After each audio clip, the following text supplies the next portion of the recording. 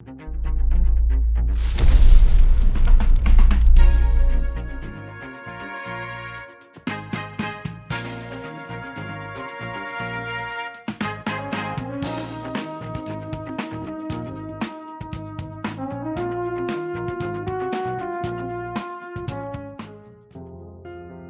the banks of the Columbia River, just outside Rainier, Oregon, once stood a towering symbol of modern ambition, the Trojan nuclear power plant.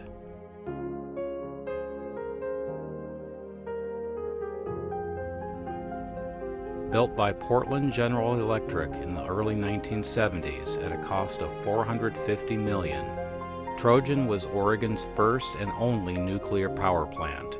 It officially opened in 1975, and by December 1976, its power was flowing onto the grid, generating enough electricity to serve hundreds of thousands of homes.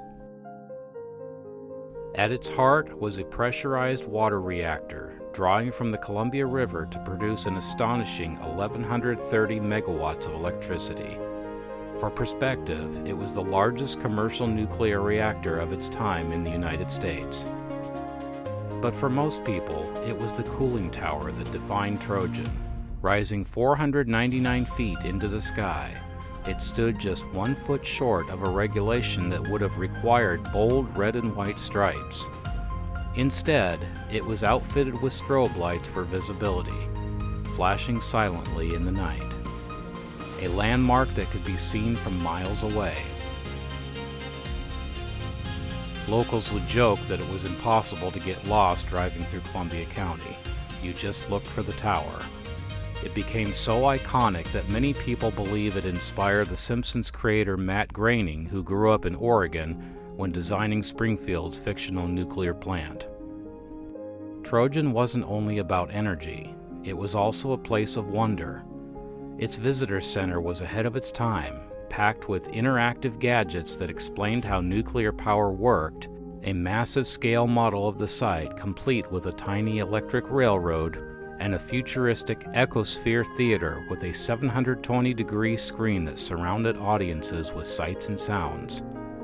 Outside, a short trail led to a small wildlife habitat, while nearby, Trojan Park offered picnic areas, playgrounds, and trails around man-made ponds. For families, it was both an educational trip and a weekend escape.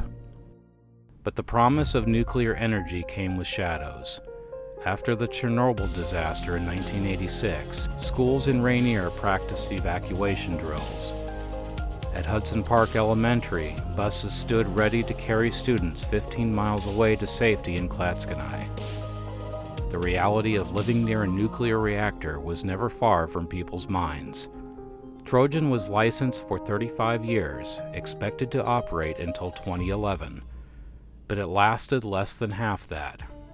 In 1992, the plant shut down abruptly after a series of problems: cracks in steam tubes, failures in safety systems, and the accidental release of radioactive gases. A symbol of progress had become a source of concern. What followed was a decommissioning effort unlike any before.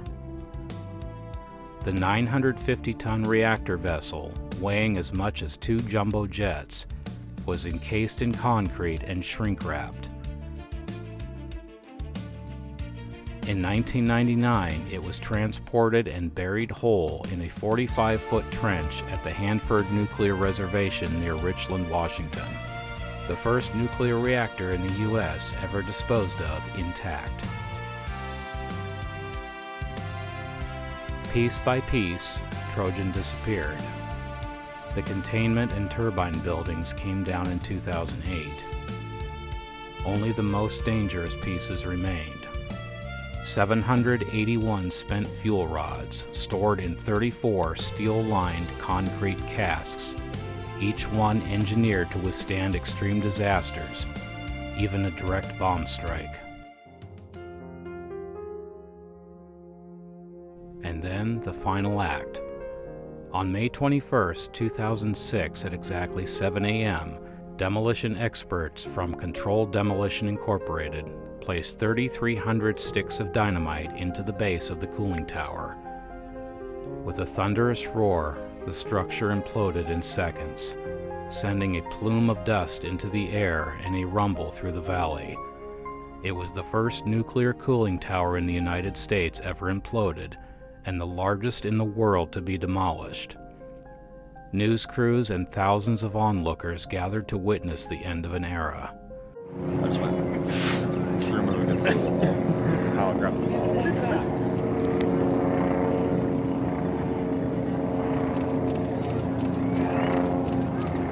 Oh!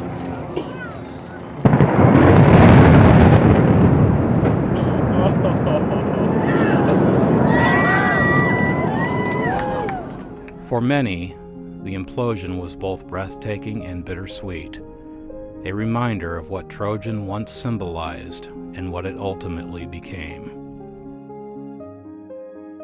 Trojan's story is one of ambition and controversy, of innovation, failure, and resilience. It is a story of a community that lived with both the promise and the peril of nuclear energy, and of a landmark that once defined the Oregon skyline. Though the plant is gone, memories linger. The blinking strobe lights at night, the futuristic exhibits of the visitor center, and the immense tower that seemed to scrape the clouds. For those who lived in its shadow, Trojan is more than history. It is a memory of a time when the future felt both within reach and just out of control.